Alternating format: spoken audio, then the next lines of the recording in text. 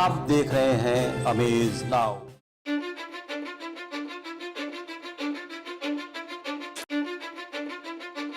"400 पार" नारे के जन्मदाता प्रधानमंत्री नरेंद्र मोदी तीसरी बार बनारस लोकसभा सीट से जीतने की सोच रहे हैं। लेकिन कुछ तटस्थ मीडिया कर्मियों ने जब बनारस के चुनावी माहौल को टटोलना शुरू किया तो कुछ आश्चर्यजनक तथ्य सामने आए।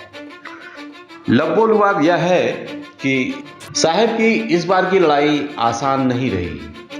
भले ही विकास की बातें भगवाधारी कर लें, लेकिन मतदाताओं के मन में बेरोजगारी, भ्रष्टाचार और महंगाई की जो टीस है, उस पर मरहम आखिरकार कौन लगाएगा।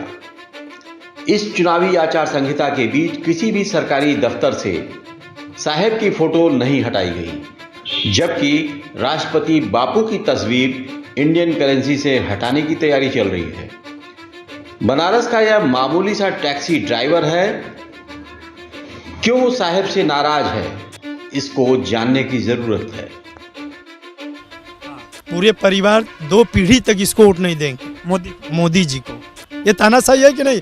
हर जगह पेट्रोल टंकी पर अपना फोटो, रोड पर अपना फोटो, रेलवे में अपना फोटो। सरकारी दफ्तरों में किसी राजनीति का प्रचार नहीं होना चाहिए, नहीं तो फोटो होना चाहिए। ईवीएम भी हैक करा दे भगवान। हम लोग का दिल इच्छा, ये आदमी रहेगा सर एकदम आंसू को रोए जाएंगे। जिसको जानकारी नहीं है सब मंदिर मस्जिद में फंसेंगे। हमको 60 साल, मेरा उम्र 45 साल है, मुझे मुसलमानों से कभी दिक्कत नहीं हुआ यार भाई साहब। और अब कह रहे हिंदू खतरे में। हाँ खतरे में। पैसा अभी तक सुप्रीम कोर्ट में हिंदू, प्रधानमंत्री हिंदू, सीएम हिंदू, तो खतरे में कहाँ है? 50 साल खतरे में नहीं हुआ? डरा के वोट ले रहे हैं। हाँ, इसका मम्मी पापा सब न्यौछावर हो गए, तो लूटना होता ना। ये आज के आके हरे बहनी नहीं कहते, ये भी ईवीएम का दुरुपयोग किए होते ना।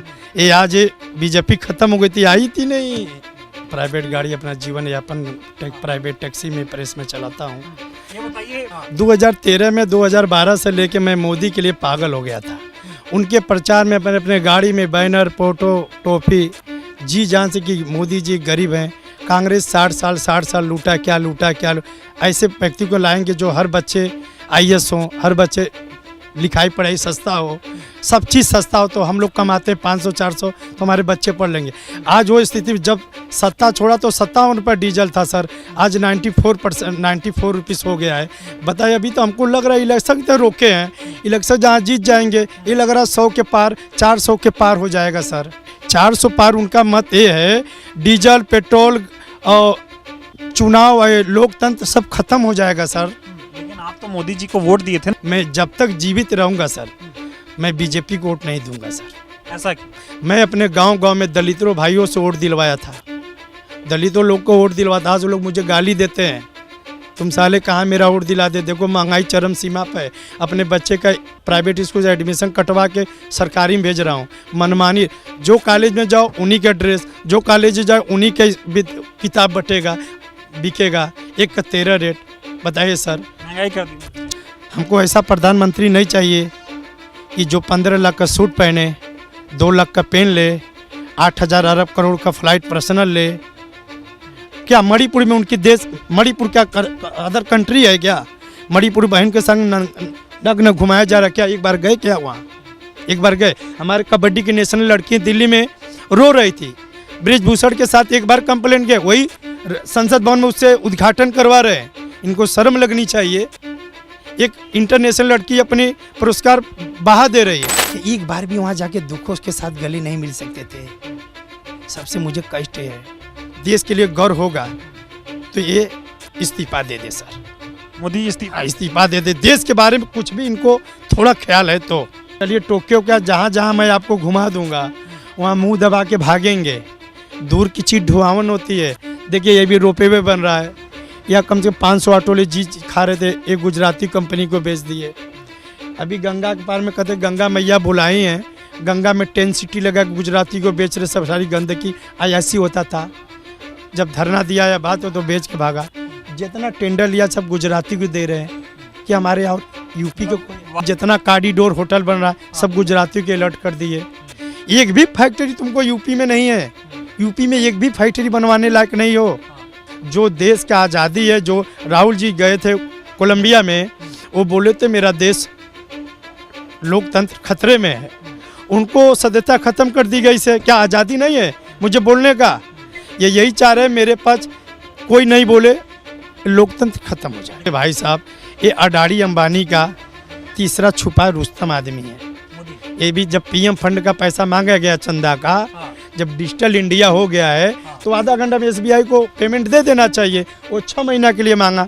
जब हमारे माननीय चंद्रचूड़ सीजीआई चंद्र साहब ऐसा सुप्रीम कोर्ट हर कंट्री में मिले, जब उन्होंने कहा 2 दिन में मुझे ब्यौरा नहीं दोगे तो कार्रवाई होगा, तो बताइए जो अंबानी जी बार बार राहुल जी अंबानी को घेर रहे थे, इन्होंने छोटी छोटी कंपनियों को पैसा देके चंदा दिला दिया।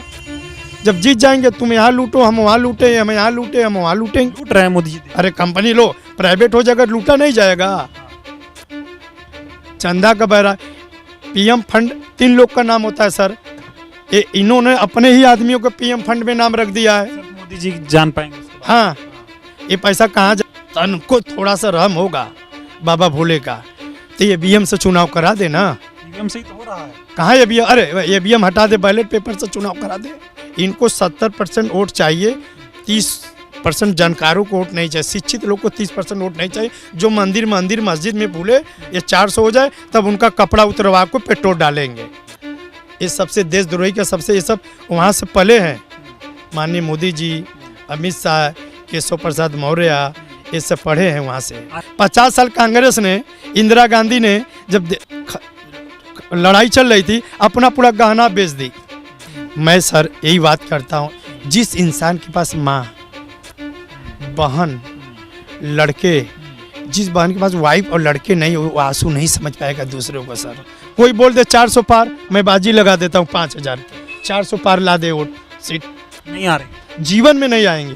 चलिए बहुत धन्यवाद। बहुत परेशान है मोदी जी से। अरे पर सर, जब से देश, मैं 5 साल बहुत खुश था, 2013 में जब 14 में आए तो बहुत खुश था कि जिस मैं वोट दिलवाया हूँ उस एरिया में मैं कभी प्रधानी लड़ूंगा एसटी से, मुझे सब पूर्ण बहुमत से जिताएंगे। अब गाली दे रहे हैं, अब एसटी का सीट आने वाला है, सब गाली। इसको वोट दिला दिया। हाँ, कुछ नहीं, मतलब मोदी जी जुमला ठग लिए।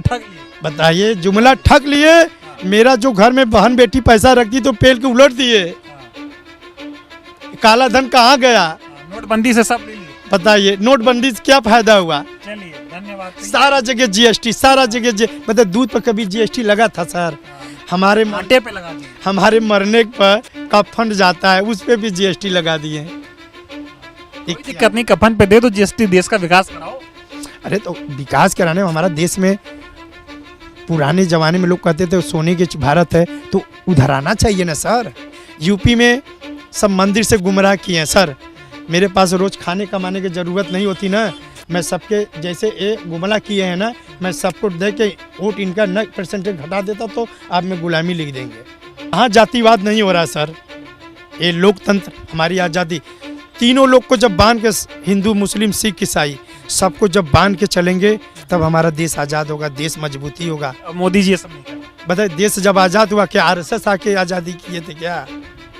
आइए अब आपको मिलवाते हैं एक ठेठ बनारसी से, जिसका कहना है कि मैं तो असली किन्नर को ही वोट दूंगा, नकली को नहीं। नहीं, हम लोग तो हिजड़े को जिता रहे हैं। एक तो हिजड़ा महामंडलेश्वर है। असली हिजड़ा बनाम नकली हिजड़े की लड़ाई होने जा रही है बनारस में। महामंडलेश्वर है, मांगी सकी, नहीं मांगी सकी जी।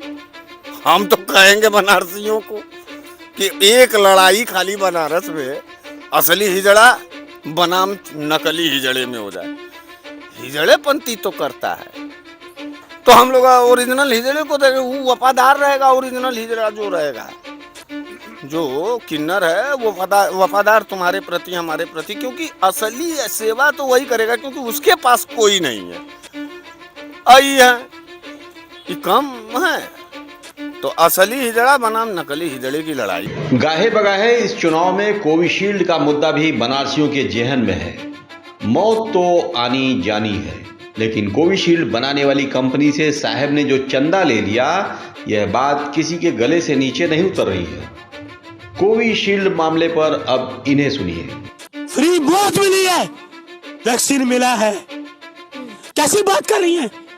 लोगों को मौत बांधते रहे वो और उनसे पैसा लेते रहे, करोड़ों करोड़ों करोड़ों करोड़ों। कहाँ ले जाएंगे ये? कहाँ ले जाएंगे ये? कहाँ ले जाएंगे ये पैसा?